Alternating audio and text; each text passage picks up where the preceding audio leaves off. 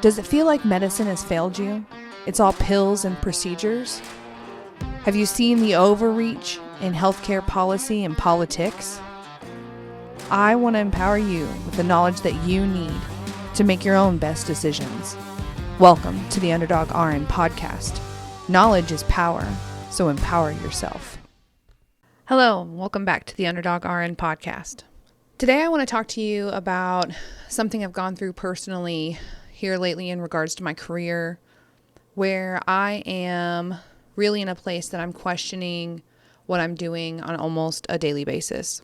I just want to unpack this with you because I'm hearing this from a lot of other people in healthcare, nurses, RTs, PTs, nurse assistants, managers, doctors, nurse practitioners, just everybody. There's this just question of what am I doing? And so I think that it's really important that we look at kind of what's causing this, what's going on, why are people feeling this way? And, I can only speak for myself, obviously. So I want to start that with, I want to tell you a little bit more about me and kind of why I went into healthcare and what it means to me to be a nurse. I come from a single parent poverty level home. My mom left when I was about 3 years old, and then popped back in on and off sporadically when I was older, and it's a whole thing. So my dad worked my entire life. He worked a full-time job. He's worked at, really good jobs. He's worked at really hard jobs, somewhere you make not so much money. And so I always wanted to get out of poverty. Like, that was my driving force. I saw the way everybody struggled around me, and I never wanted to be that way. And I don't know what made me want to go into healthcare, but I've just always wanted to help people. Like, it's always been healthcare. There's never been any other options, tracks, or anything that I've ever even tried to pursue. Like, it was always, I started out wanting to be a doctor, and then I decided I want to be a nurse. And so it's been a one-track mind. Get through school, get through school, get through school. This is what's going to bring you joy and happiness, financial stability, everything that you need, everything that you want. And it's going to make you just so happy. And you get to help people, like you get to save people's lives. And so I was in all these advanced programs, got into a really terrible relationship, developed a lot of anxiety in that, struggled to finish high school, but I was in this advanced program here locally called the International Baccalaureate Program, and there was a way to make my credits work, so I was able to do what we have here in Missouri called the Missouri Options Program, and it's basically I take the GED exam and I get my high school diploma because I have this certain number of credits already done. So I did that and then went to community college where they have this amazing LPN program that had a 100% pass rate for boards for like 10 years or something. It was crazy. It was insanely difficult to get into. I think they had like 120 applicants a semester. They interviewed 80 and accepted 40. I think those are the numbers. And so it was really difficult to get in there, and they looked at your grades, and then there's this intense, crazy interview process, which I'm forbidden from speaking about because they still use a lot of this, and it's a good read on people. And so I did that. I made it through that year, which was just the craziest thing ever. Like, it just completely all consumes your whole life. This program does. It's so difficult. And anybody who's heard anything about it or been in it can vouch for just how difficult that it is. So after I completed that, I went and worked. I had like 3 different job offers, and I decided to pick the hard floor. Like, I went to the hardest unit that had the most complex patients. It was telemetry, geriatrics. They typically had multiple comorbidities like CHF, so heart failure, diabetes, end-stage renal disease, just all kinds of stuff, like multiple things going on. And so these are very high acuity patients. Their primary diagnosis was sepsis. My first couple of years there, they took on BiPAPs and also became a stroke overflow unit. And so it was really this like expansive amount of experience because you had no clue. You could walk in, patients could have drains, wounds, be post-op sometimes for things, all kinds of different stuff. And so I got a really, really good rounded experience from that. I did that for like 3-4 years, went to school. My husband just looks at me. He's like, are you ever going to get your RN? And now I had somebody supportive there to help me with my daughter. And so I went back to school, had to take a semester off to have our son. And then I actually graduated with my RN in the spring of 2020. So that was absolute chaos. That last semester was just, it was terrible. It was absolutely awful. They were just the whole online clinical thing, transitioning everything to online, and the program I picked, when I tell people what kind of nurse I am, where I got my education, it's my LPN program, because I wear that badge very proudly. And so when I graduated, I decided to leave my unit. There was just some toxic environment from the leadership, and I did not want to be there anymore, which made me really kind of sad and upset anyway, because I love this unit. I'd been here forever. Like, I had gotten to the point, and this is the unit in the hospital no one wants to float to. Okay, nobody wants to come up there because all the patients are dependent, incontinent, are really sick, and just have so much going on, and it's tons of medications, and it's a ton of patient care, and it's just really intense. And I would, after my first about year, when we would have, like, sometimes you'd float nurses from other units. And so when one of the nurses, a new nurse or somebody, or anyone who didn't want to float, was assigned to float, and they would kind of say something about it, I would volunteer. And so that also got me a lot of experience, because I'm like, I want to go see what these other floors are. I want to go to surgery. I want to go to cardiac. I want to go, all over the place and learn everything that I possibly can. And that's kind of how I looked at it. So I got this great amount of experience in the first 4.5 years of my career. And then I decided to transfer to the ER. It was between CVICU and the ER, and I only, it defaulted to the ER simply because it was going to be at least another month and a half or two before I could get training at the CVICU, because they didn't have somebody there long enough to train me. So that was a little concerning. So I chose to go with the ER after I went and did some follow time, and I loved it. It's fast paced, it's high acuity, you never know what's going to come in. I mean, it literally could be anything and everything, like all of it. ER is the gatekeepers. I've said this before. And it really was like going from softball to hockey. Like, the floor I came from was intense. It was not an easy unit, but the ER is just a whole, you can't compare them. You can't compare them. It's not even fair to try, because you don't have, very rarely, I think we had 2 pregnant women ever on my unit, 2 or 3 in the 4 years I was there. You don't have pediatrics at all whatsoever.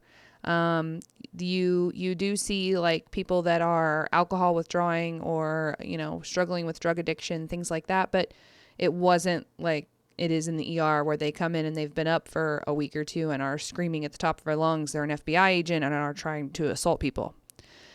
So it's just not, it's not fair to compare them. You're way off base. So while I was in the ER, in my first year, I did my ER orientation and the fellowship. Like, you have all these classes you have to go to on top of on the floor time.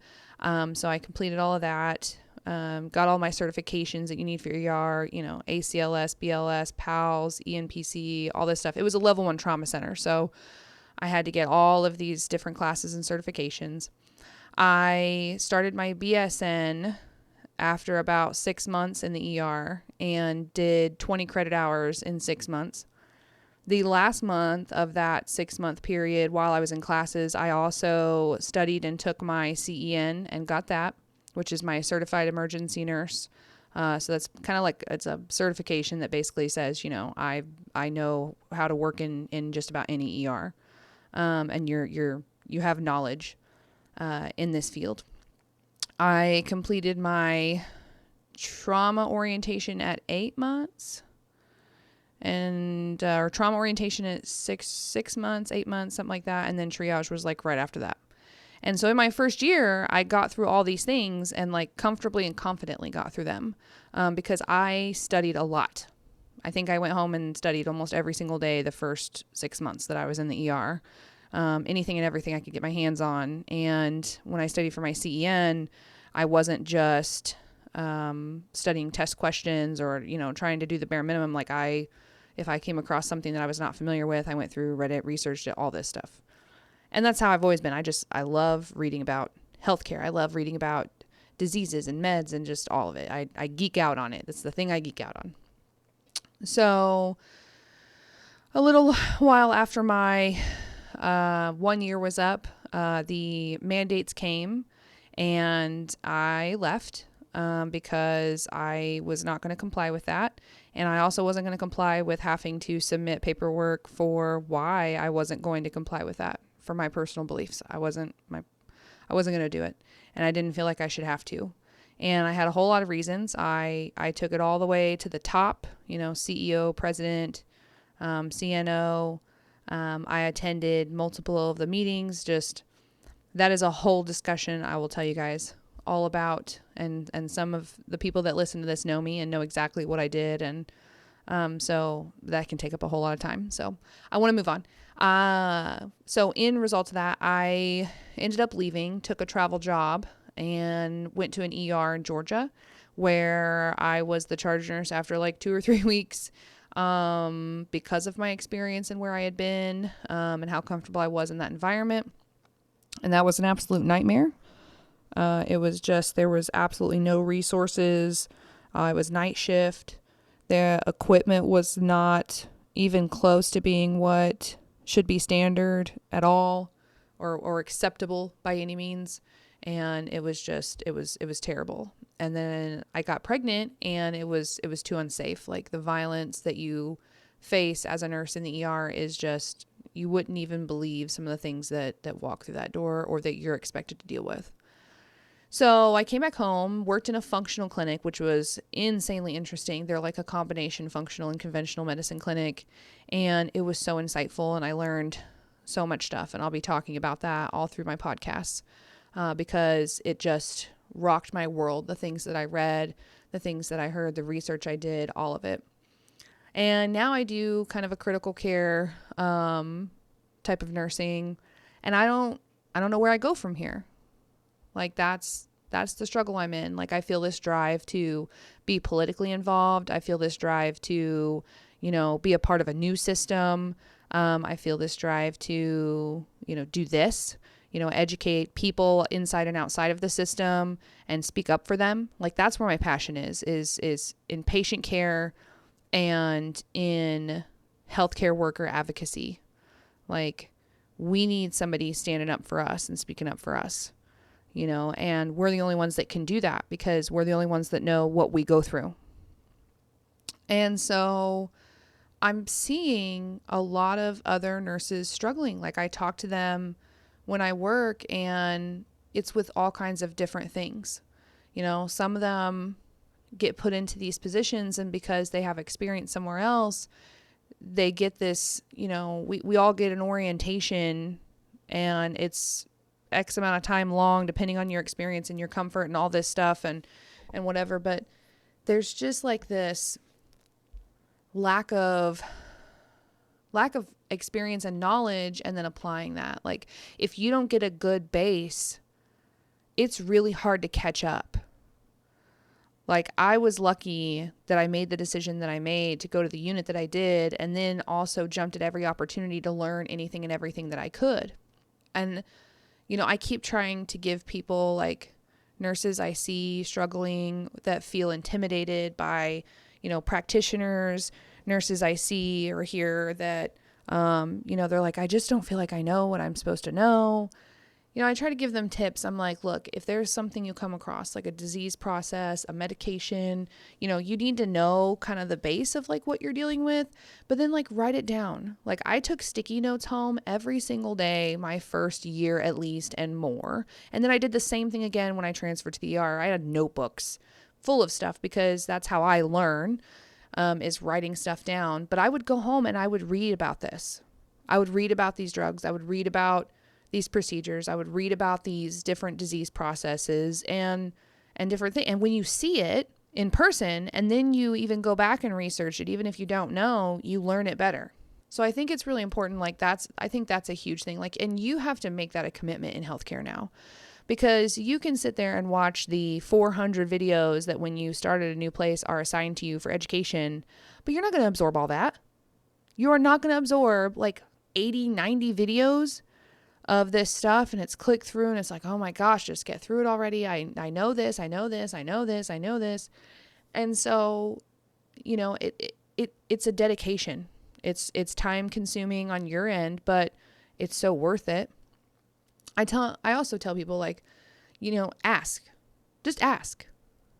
I when I train new nurses all the time, I tell them, there's no such thing as a stupid question unless you ask me if you should wash your hands, which I think in healthcare we could all agree that might be a stupid question, but I don't know. Maybe there could be a situation that's appropriate, but I highly doubt it. You should just always wash your hands. And I was listening to a Jordan Peterson podcast here before, just shortly, a couple days ago, and it was really funny. One of the things he talked about was his daughter, and he said something along the lines of, you only ask a stupid question once, and then when you get the answer, you're not stupid anymore. So even if you think it's a stupid question, I say that to people all the time. I'm like, I think I'm going to ask you a stupid question, but, and then sometimes they don't know. And if they don't know, then we go find somebody else who knows, or I go find somebody else, because I'm not afraid to ask questions. And then I go back and I tell the other person, because if it's something we need to know and we don't know it, why are we not asking? It's impossible to know everything in medicine. It is impossible. There are so many specialties and details and everything. It's just, you cannot possibly absorb it all. And so you have to ask questions. You have to work together. You have to keep your skills sharp. And I feel like right now, especially in my state, there's no like required CEUs or anything like that to keep up your licensure. And so it's really easy to get into a rhythm, and then you come across something you're not familiar with. And if you're afraid to ask questions, or you don't have the time to look something up, like, that's how things get missed, and that's how mistakes happen. And that's how people's status decline, or how some people die.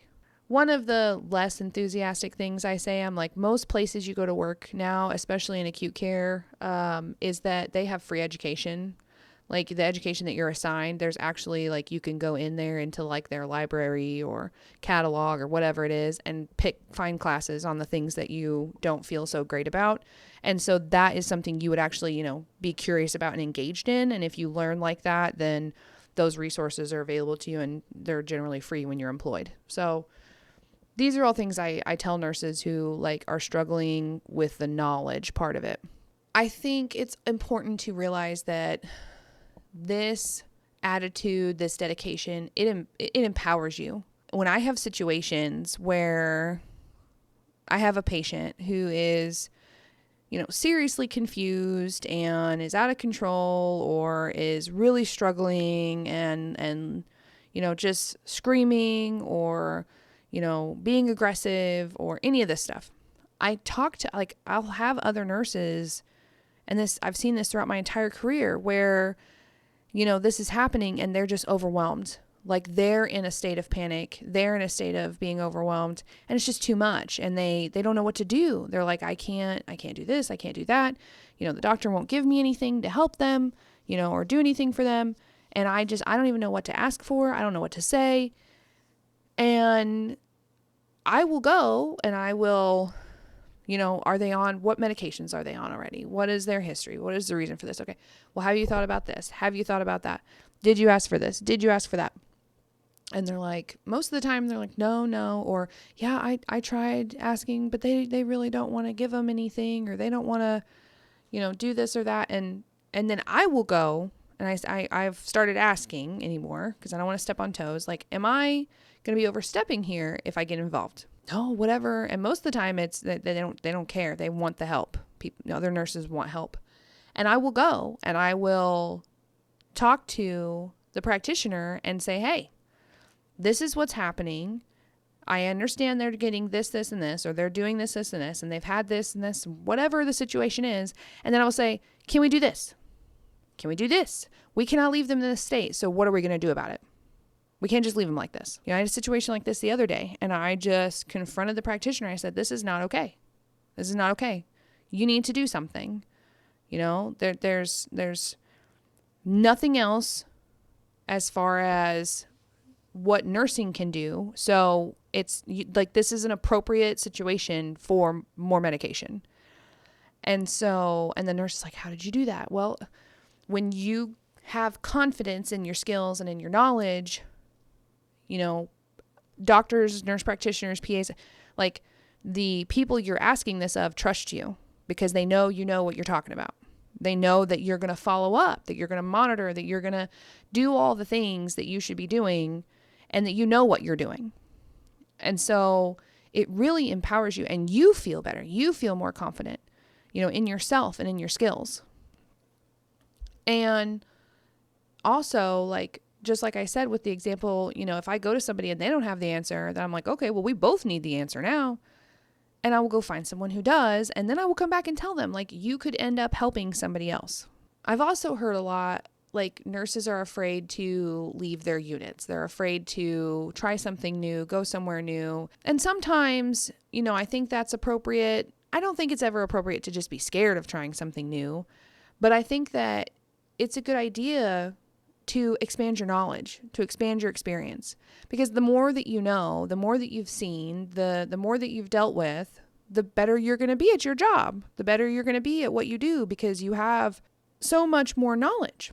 You have to think of it like this, that when you started doing what you're doing now, it was new and you went through an orientation and all of these things, these classes and stuff, and you learned and you learned and you learned, and then you got into it, and it was a little nerve-wracking for a while, and then you got over that, and now you're confident. Like, it's okay, and it's a good thing to go try something new. And if you're branching out to, a specialty, like say you've never worked ER and you go to ER, or you've never worked ICU and you go to ICU, they should not have the expectation that you're going to know what's going on necessarily. Like you should have some knowledge now. So you're even a foot ahead of where you were when you first started out because now you have some experience with like giving medication, side effects, monitoring, what to watch, what to do, possible interventions, all that stuff. And I think that the amount of fear I see in healthcare workers, it's frightening because you can't be scared in this job. Like, you should not be scared of getting sued, scared of the doctor yelling at you, scared of losing your job, nurses are just in this, they're trapped in this little box, and it's just fear. And if a lot of them would step out of that box, if they would just say, look, I'm putting my foot down, like I'm not here to make the physician happy or have to do less work. I'm not here to ignore this situation or what's going on and be worried I'm going to get fired for saying something about it. Like, we have to get over this fear. We have to get outside of this fear. And frankly, if you get fired for standing up for the right thing or saying the right thing, or saying, hey, this is not right, we need to do something about this. If you get fired for that, you shouldn't be working there anyway. That place is not taking care of patients or their personnel like they should be. Why would you want to go to a job like that every day? Why would you want to do that? And so I think a lot of this really leads to burnout. Like that's what we have right now. I talk to nurses all the time that still talk about how COVID burned them out, and they're just still feeling it. And for me personally, it wasn't COVID that burned me out. It was all of the things that went along with COVID. It was things like being left in triage with one other nurse when we have 100 people checked in the computer and trying to figure out how to manage that situation and all of these people, and knowing that the beds are full and that I have no idea if we're going to get any movement. And then when I reach out, like, this is not okay, this is not sustainable, like, what are we going to do? I'm here for the next 8, 10, 12 hours. And, given a little dwindle of hope that, hey, well, the manager, the director, the, president, CEO, whoever, like, all these people are meeting. Okay. All right. Great. And then calling back to the back an hour later and being like, hey, what's the plan? What's going on? Like, I have more people coming in, and, oh, well, they all went home. That is a moment I will never forget. The weight of that moment, looking at this waiting room full of people, looking to me, depending on me to give them all the answers. And when my leadership left me there with nothing, they didn't even tell me they were going home. They didn't even tell me nothing. No one talked to me at all. That was like, I felt like the sacrificial lamb. And then I felt like this crushing weight of responsibility for these people. And I did everything I could think of. I monitored everything I could. I organized everything in the best kind of way that I could. I mean, how do you choose who goes back? How do you choose, what person, when you have, a 70 something, 80 something year old woman that's been waiting for 10 hours already, and you just got the news that we're not getting many beds tonight, and there's no one here pushing things along or doing anything. There's no answers. And that was something, that was traumatic, and that's the problem. That is the problem. When you have nurses and people in healthcare that want to give good care, that care about the patients, and are left in situations like that without any kind of guidance or support or anything from their leadership. And then you have the short staffing is a problem everywhere. Your team nursing 8, 10 rooms, and when a code trauma stroke, something comes in and the nurse on your team gets pulled in there and it's a one-on-one for a while, and you've got to watch all the other 8, 9, 10 patients. Keeping patients down in the ER for days and days on end, their whole admission sometimes, and they're on these uncomfortable stretchers, and it's holding up people in the waiting room who can't get back. And then you throw in the sprinkles of the physical, mental, and emotional abuse that you endure in the ER.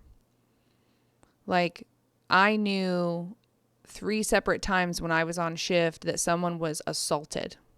Not just a little, like, smack on the arm or a patient swinging about or what. I mean, full on assaulted, like had to be evaluated as a patient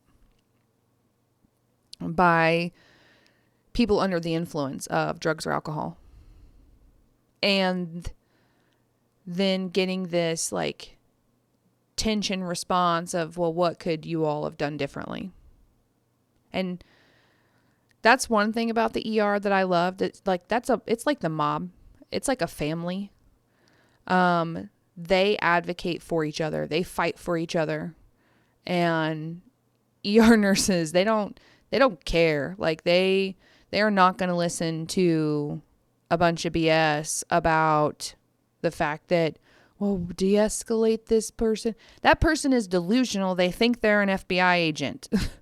They think that they work for the president. They think that, we're hitmen here to take them out. Like, you can't reason with someone like that. Even when you're a great de-escalator. Those kind of things, they stick with you, and I can handle the drunks. I can handle the violent patients strung out on meth. I can handle running for 12 or 16 hours straight. I can even handle working a 12-hour shift, coming home for 3 or 4 hours, having dinner with my family, getting my kids to bed, turning around, going back in for another 3 or 4 hours because they're so short-staffed, and it would just help get everything under control a little bit more. And doing that multiple nights a week, I can handle that. I cannot handle being stuck, left staring at people, knowing for the next 8 hours that the only people getting a bed are the ones that are actively dying or are at risk of dying within minutes are going to be the ones that get a room. I can't do that. And I don't know how anyone does and maintain their sanity. I love working in the ER. I loved it.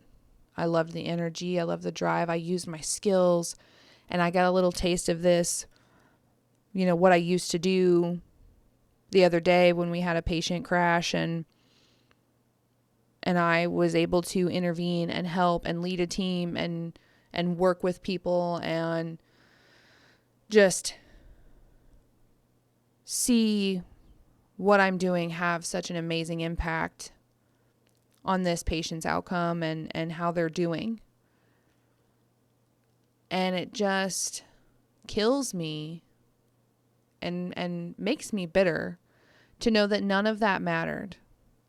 And my point is the mandates. Like, that was my big issue. A lot of other people, it was the staffing or different things, and those were all contributing factors. But like, to know that my bedside care, my experience, my education, my dedication, all the overtime that I went in, the time with my family I sacrificed, the time watching my children grow up that I sacrificed, everything.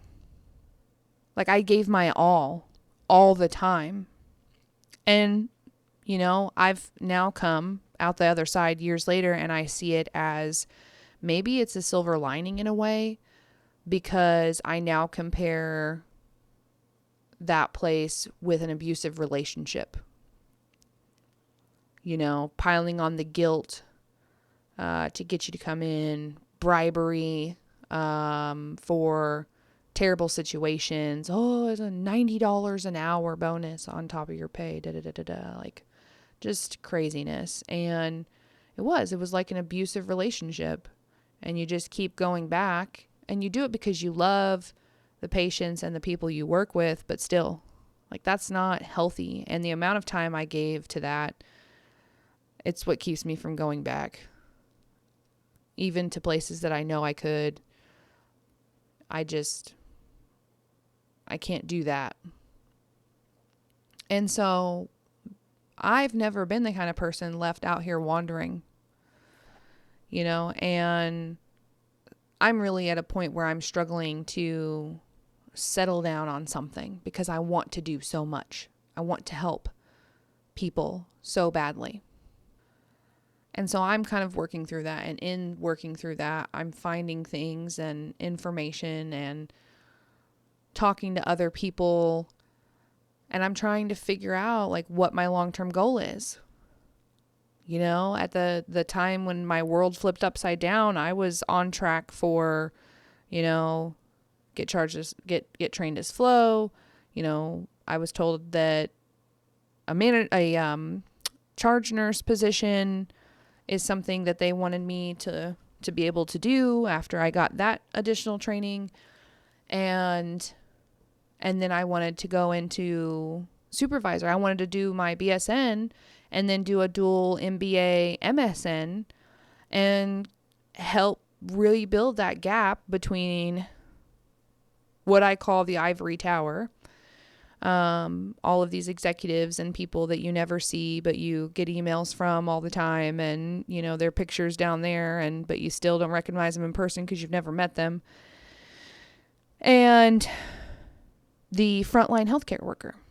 Like, I wanted to bridge that gap, and during that time I sat down with somebody, a higher level executive, and talked with them about this whole thing, and just hearing how detached, when you get up that high, how detached you are from what people are feeling and thinking and going through.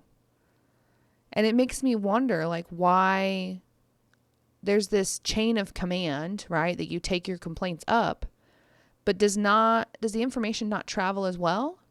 Like, are the managers not telling the directors, and the directors not telling, the CNOs, and then the CNOs telling those people, so that it does get all the way up to the people that make these policies and all these decisions that impact the frontline people? Because, they literally sat across from me and asked, like, why are people leaving? Why are people quitting? We're doing this, this, and this. And I'm like, nobody cares about that. Nobody cares about that. And just the amount of disconnect. And I just couldn't believe it. I couldn't fathom it.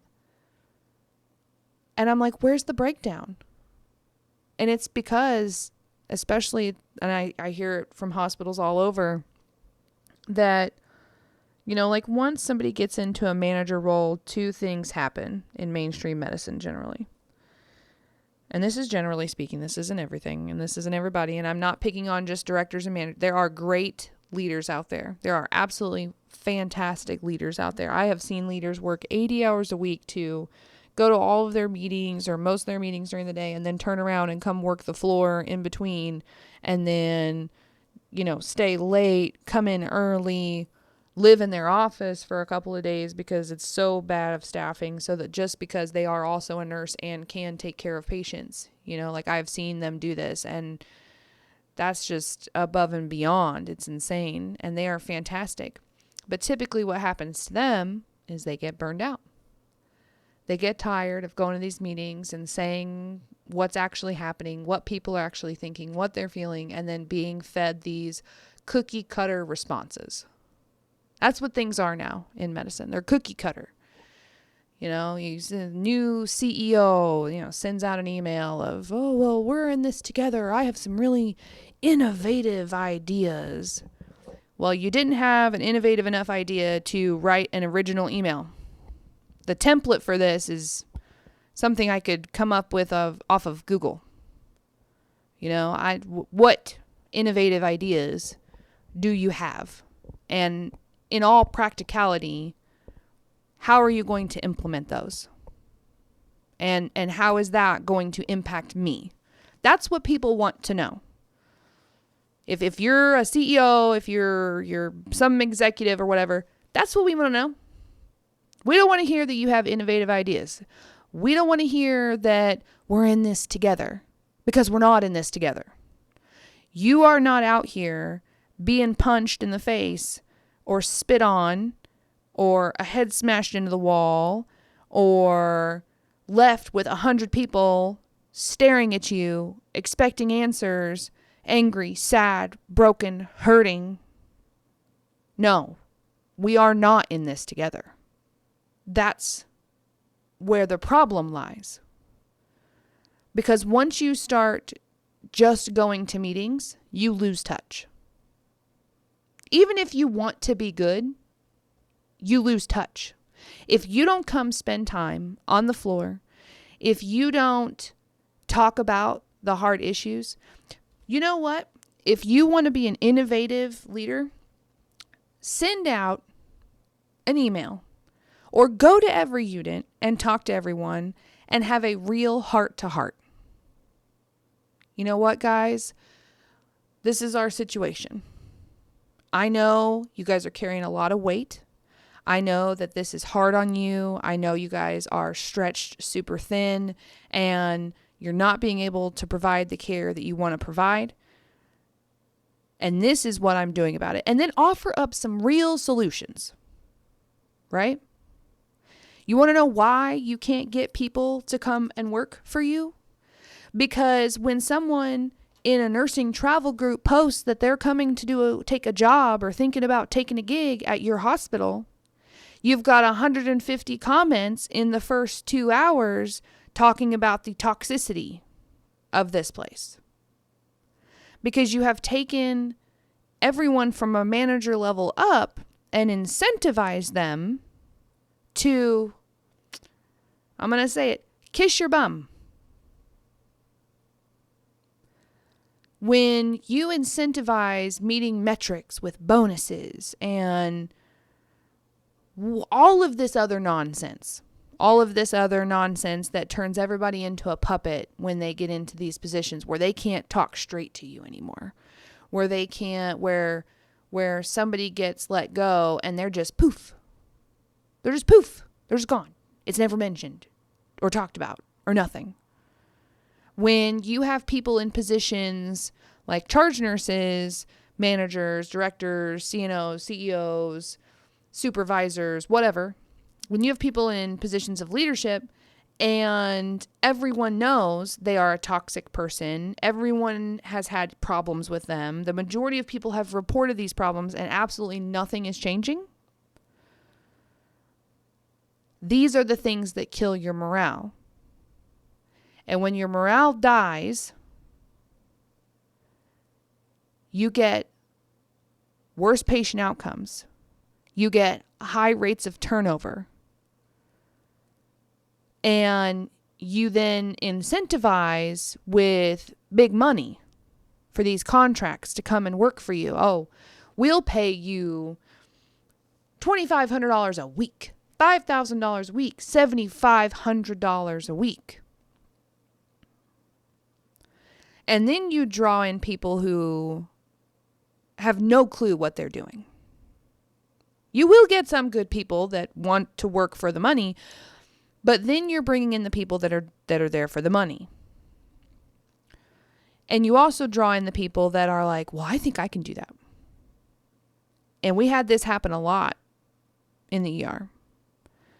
There were at least half a dozen nurses I can think of that had no experience at this high of an acuity and were coming in, and me as a new nurse in the ER after 6 months knew more, and they had worked ER at some little rural hospital for years. And it was dangerous. Period. There's no ifs, ands, or buts about that. It was dangerous. And this still happens. A set of scrubs is not good enough. You have to retain staff. You have to get people experience and knowledge. And then you want people that are dedicated and happy to be there, because when they are, they're better at their job. They're more productive. And it saves you money. I think that we're all still in this burned out phase. And I think it's not getting better because you have places that are still doing things that don't make sense. And everyone now knows that all these hospitals and hospital systems networks are all beholden to CMS and Joint Commission, and that it doesn't matter if it makes sense. It doesn't matter if it's practical. It doesn't matter. None of it matters. If they set a rule, you're going to fall in line with the rule because your hospital is now dependent upon that. And maybe there are, but I haven't seen or heard of any systems trying to get out of that system. And so when your primary concerns are certain types of hospital acquired infections, and you're just so concerned about that you make decisions to, take out lines or alter the care that a patient really needs because you're too afraid of this, that, or the other, whatever it is, that's not what it should be about. And we all know it. And we're all tired of it.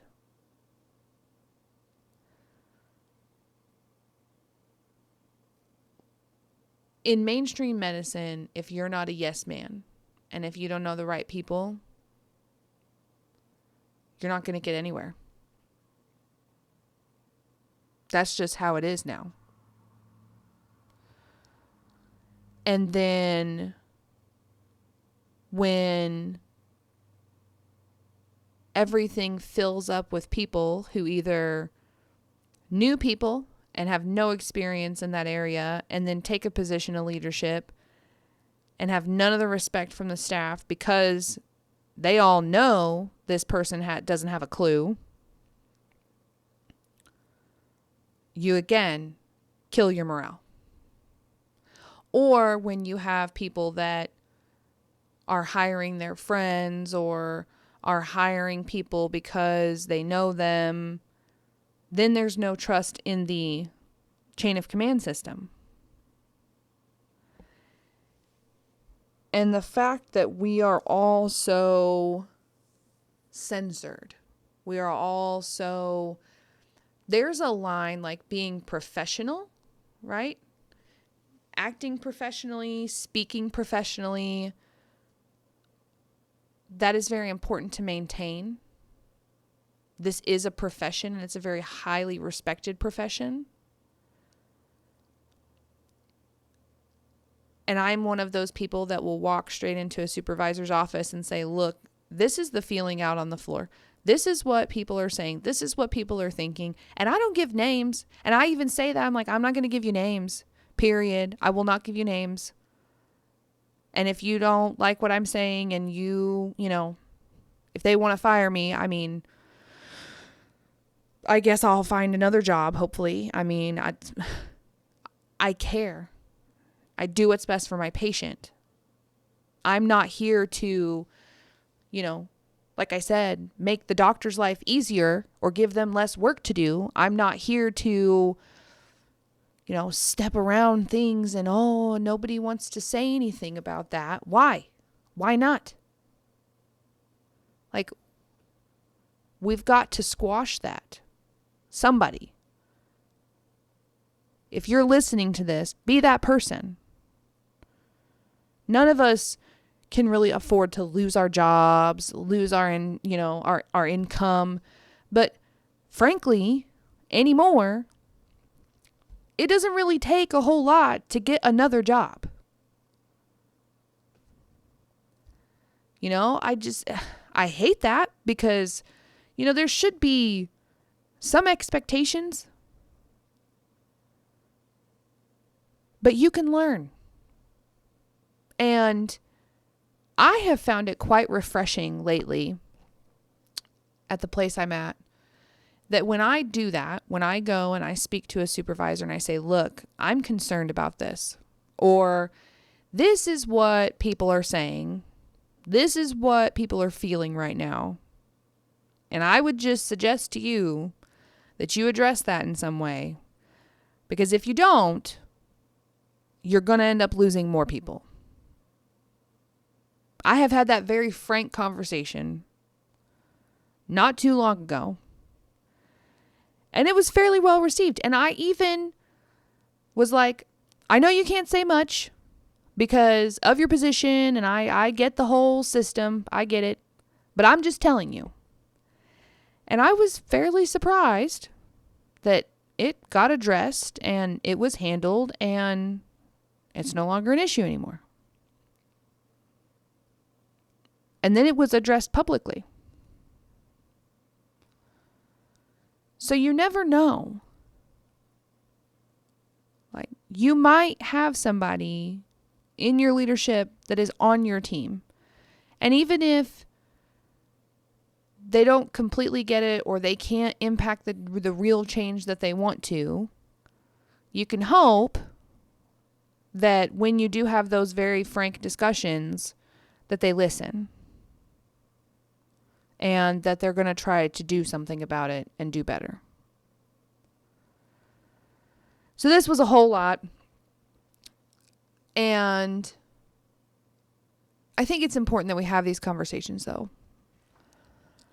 I plan on having some interviews here before too much longer. I've got somebody that wants to come on and talk about things, and then I'm going to be reaching out to a few of the doctors that I know and doing some interviews with them. I think I'm going to do a traveling podcast. So go to their offices and talk to them and do that kind of setup. And, we'll do audio, video, and whatever the person's comfortable with, and bring you guys some more information. I hope that, being open about this and talking about this helps you. And I don't mean to be vague on purpose necessarily. I want to have a little caveat there where there are people I know that listen, and I want to be respectful to patients' privacy. I want to be respectful to my coworkers. I love these people, and I really enjoy them. I really enjoy taking care of people. And so if I have a situation, that's old enough, I'll definitely have the finer details available. But it's pretty applicable, and any nurse listening to this knows exactly what I'm talking about with all of these things. So I really hope this encourages somebody to, be that nurse, be that person. Nurses, I say nurse because that's what I am and that's what I focus on. So, but nurse assistant, RT, this goes for anywhere and anything. And that frankly is a point in any job. Are you going to sacrifice your morals for a paycheck? And I answered that question a couple of years ago. And now I'm trying to figure out what to do with all of it. My family's been fine. We've been taken care of. I've had great opportunities. I made a ridiculous amount of money traveling for a while, and now I get to focus on my family some more and keep a job that's a decent job. It's a good job. I don't think it's my long-term plan. I really, really want to do something that helps change healthcare, that helps impact nursing and healthcare that people receive, and just helps steer it towards the right road, rather than just being another cog in the machine. I am a squeaky wheel, though. I'm a squeaky cog. So I hope that, you heard something here today that's encouraging or informative, and it really helps you. I will be honest, I have actually gotten rid of social media on my phone. I just need a timeout. I know that anybody who's ever done that before knows. That's a whole other part of this that I didn't get to tonight, but I know I kept this kind of long, but I appreciate you listening. If you need to reach me, the best thing to do is use email, contact@underdogrn.com. You can go to my website. There's a contact form there.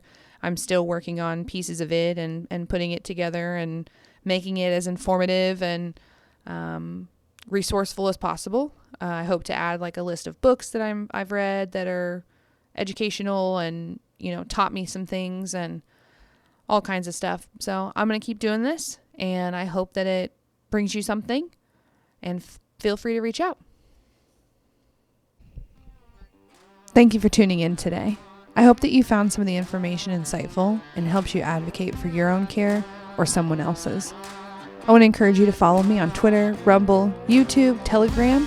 You can also find me at my website, underdogrn.com. Knowledge is power, so empower yourself, and let's make it make sense.